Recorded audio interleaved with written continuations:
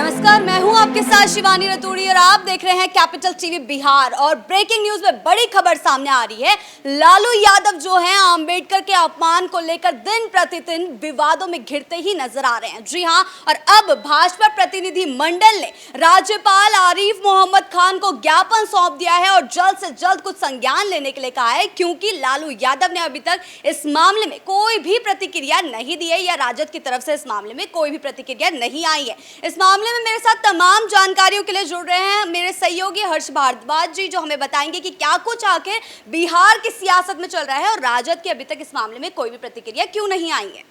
हाँ बिल्कुल, देखिए सबसे पहले इस वीडियो को अपने दर्शकों को दिखा देते हैं, क्योंकि इस वीडियो को दिखाएंगे तभी कुछ बातें क्लियर हो पाएंगी।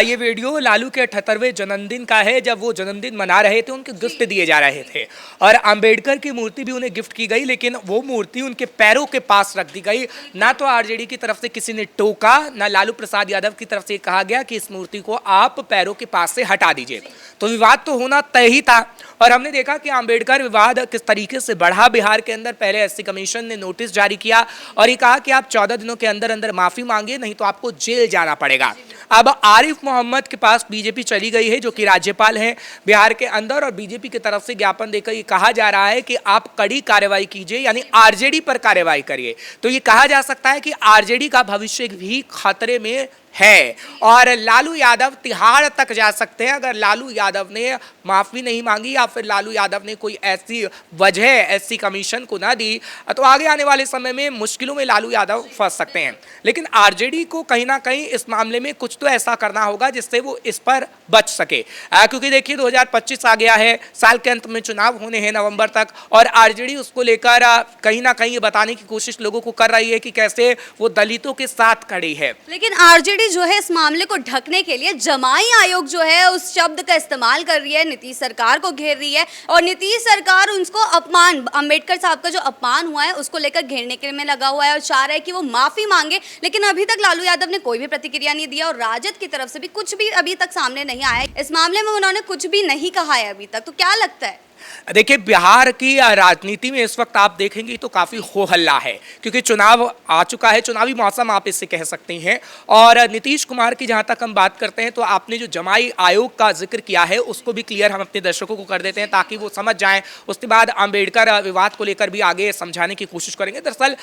जमाई आयोग की जो आपने बात की है, कुछ ऐसे गठन किए गए हैं आयोग का जिसमें रिश्तेदारों की भर्ती की गई है और कहा जा रहा है कि वो बीजेपी नेताओं के रिश्तेदार हैं, वो नीतीश कुमार के कुछ ऐसे रिश्तेदार हैं, मांझी के दामाद हैं, और उसी को लेकर इस वक्त हो हल्ला बिहार के अंदर चल रहा है। और जमाई शब्द का इस्तेमाल इसीलिए तेजस्वी यादव ने किया था और बीजेपी ये कह रही है कि अंबेडकर विवाद को छिपाने के लिए वो जमाई शब्द का इस्तेमाल कर रहे हैं। कहीं ना कहीं आरजेडी को पहले अपने खेमे के अंदर क्लियरेंस देनी चाहिए कि उन्होंने अंबेडकर का विवाद क्यों किया। आप गठन की बात मत करिए, आयोग के गठन की बात मत करिए। अगर आयोग का गठन होता है तो उसमें पद उनकी योग्यता के अनुसार दिया जाता है और मांझी के दामाद की तरफ से भी यही बात कही गई है। तो कहीं ना कहीं बिहार में एक मुद्दा खत्म नहीं होता तो दूसरा मुद्दा आ जाता है और बीजेपी ये कह रहे हैं कि तेजस्वी इस मुद्दे को ढकने की कोशिश कर रहे हैं और इसी वजह से आज हमने देखा है कि कैसे आरिफ मोहम्मद खान जो राज्यपाल है उनके पास बीजेपी पहुंची है। यानी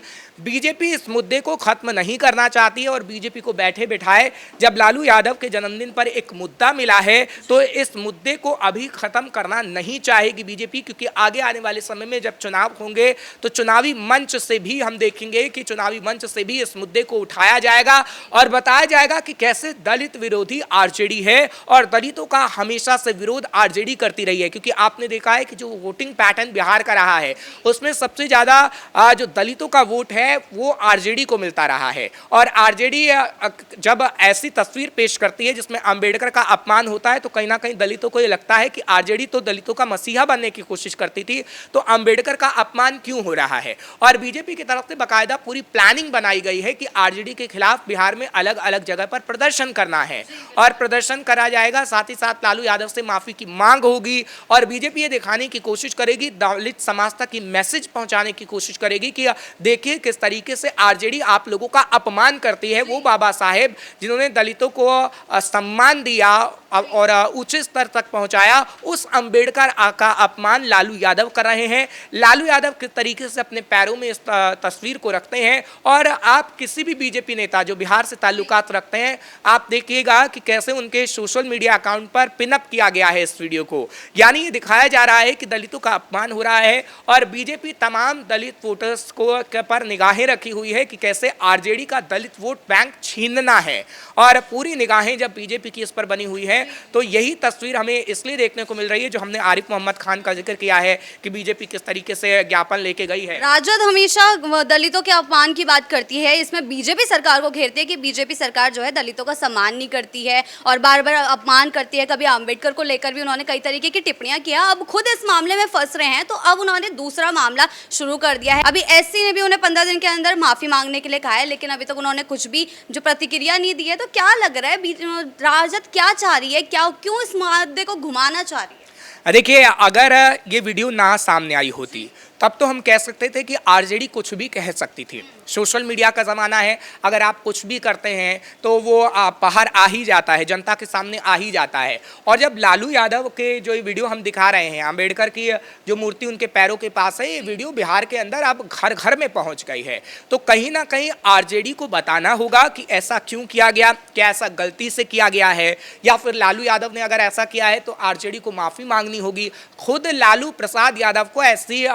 कमीशन के पास लिखित में यह जवाब देना होगा कि आखिर ऐसा क्यों किया गया है। अगर लालू यादव ऐसा नहीं करते हैं तो ये कहा जा रहा है कि आगे आने वाले समय में वो जेल भी जा सकते हैं, और वाकई ऐसा हो सकता है। इसमें आरजेडी के खेमे में कोई दो राय नहीं है, और आरजेडी अभी सोच रही है, समझ रही है कि अभी उसके पास किस तरीके से कुछ दिन का समय है, क्योंकि 14 दिनों का समय दिया गया था, उसमें तो 3-4 दिन निकल चुके हैं। अब जो 10 दिन का समय बचा है तकरीबन, उस 10 दिनों में आरजेडी ऐसा क्या करे जो बताए कि दलितों के लिए वो काम कर रही है, वो बताए कि जो अंबेडकर की मूर्ति लालू यादव के पास रखी गई थी, पैरों के पास रखी गई थी, वो क्या गलती से रखी गई थी। क्या तेजस्वी यादव इस मुद्दे पर बयान देंगे? क्योंकि अभी खामोशी है। अभी हमने देखा है कि 11 जून को जब से लालू यादव का जन्मदिन मनाया गया है, उसके बाद से चुनावी माहौल को किस तरीके से सेट करने की कोशिश आरजेडी कर रही है। हमने देखा कि किस तरीके से एक तरीके से राहुल गांधी ने दलितों को साधा, राहुल गांधी दलितों के पास गए, दरभंगा में जिस तरीके से बवाल हुआ, फूले फिल्म जो उन्होंने देखी है, और कांग्रेस का तो महागठबंधन आप देख रहे हैं कि बिहार के अंदर महागठबंधन है, और आरजेडी भी जिस तरीके से दलितों को साधने की कोशिश कर रही है, तो ये महागठबंधन के लिए काफी मुश्किल हो सकता है कि आप फूले फिल्म देख रहे हैं, आप कहीं ना कहीं दलितों को बता रहे हैं कि दलितों का शोषण बीजेपी की सरकार में हुआ है, नीतीश बाबू ने आपका शोषण किया है, लेकिन दूसरी तरफ आप अंबेडकर की ऐसी तस्वीर पेश कर रहे हैं, तो कहीं ना कहीं आप घिर गए हैं, और बुरी तरीके से घिर गए। अब राज्यपाल पे जो है ये मामला चला गया है, बीजेपी ने जो है ज्ञापन सौंप दिया है कि हाँ भाई इस मामले में कुछ ना कुछ संज्ञान होना चाहिए। तो क्या लगता है कि अब राजद क्या करेगी? देखिए, राजद को कहीं ना कहीं ऐसा रास्ता निकालना होगा। अगर राज्यपाल की तरफ से भी कोई कार्रवाई की जाती है तो कहीं ना कहीं आपको माफ़ी तो मांगनी पड़ेगी, और माफ़ीनामा आपको देना होगा। अगर आप माफ़ीनामा नहीं देते हैं तो आपको कुछ बातें ऐसी कहनी होगी जिसमें समझ में आए कि ये मूर्ति का अपमान वाकई किया गया था या किस तरीके से मूर्ति रखी गई थी। आप कुछ ना कुछ वजह तो देंगे ना, आपको वजह देनी होगी, क्योंकि अगर आप वजह नहीं देंगे तो चुनावों से पहले आप गिर सकते हैं। आरजेडी पूरी पार्टी का कहीं ना कहीं भविष्य खतरे में पड़ सकता है, क्योंकि लालू यादव तो तेजस्वी यादव को मुख्यमंत्री बनाने का सपना देख रहे हैं, और एक ऐसे मुद्दे पर जब वो घिर जाते हैं, अंबेडकर के मुद्दे पर घिर जाते हैं जो बड़ा बन जाता है काफ़ी, और बीजेपी तो इसे और बड़ा बना ही रही है, और बनाना बड़ा आगे आने वाले समय में बड़ा बनेगा भी, क्योंकि कहीं ना कहीं राजनीतिक फायदा तो हर कोई लेने की कोशिश करता ही है। और अगर ऐसे मुद्दे बैठे बैठाए आरजेडी बीजेपी को दे देगी, एनडीए को दे देगी, तो ये बड़ा मुद्दा तो बनेगा। और अब आप देखिए जिस तरीके से हम कह रहे हैं कि ये जगह जगह प्रदर्शन किया जाएगा, पुतले फूकने की भी लालू प्रसाद यादव की तैयारी है, क्योंकि बीजेपी कार्यकर्ताओं ने तो पूरी तैयारी कर ली है। अब बीजेपी की तरफ से सिर्फ एक इशारा दिया जाना है, उस इशारे पर तमाम कार्यकर्ता काम कर देंगे, और ये मैसेज घर घर तक पहुंचाया जाएगा कि किस तरीके से दलित विरोधी आरजेडी है। तो कहीं ना कहीं भविष्य आरजेडी का खतरे में है, क्योंकि आपके वोटर्स मुसलमान और दलित के रहे हैं। अगर दलितों के अपमान की बात कहीं ना कहीं मैसेज उनके दिमाग में सेट हो गया बिहार की जनता के, बिहार के लोगों को, कि दलितों का अपमान सबसे ज्यादा लालू यादव ने किया है, सबसे ज्यादा आरजेडी करती है, तो कहीं ना कहीं ये वोट बैंक एक बार फिर से एनडीए की ओर शिफ्ट हो जाएगा। हालांकि ऐसा है कि प्रधानमंत्री नरेंद्र मोदी जब बिहार के अंदर पहुंचे थे तो प्रधानमंत्री नरेंद्र मोदी ने भी दलितों की बात की थी और बीजेपी अपना एजेंडा पहले से भी सेट कर चुकी है। लेकिन जो बचा कुचा आरजेडी का वोट बैंक है उसको भी छीन लेना बीजेपी चाहती है और छीनना तो बनता है, क्योंकि बीजेपी जिस तरीके से बिहार में काम कर रही है वो दिखाता है कि आगे आने वाले समय में एनडीए की सरकार बन सकती है,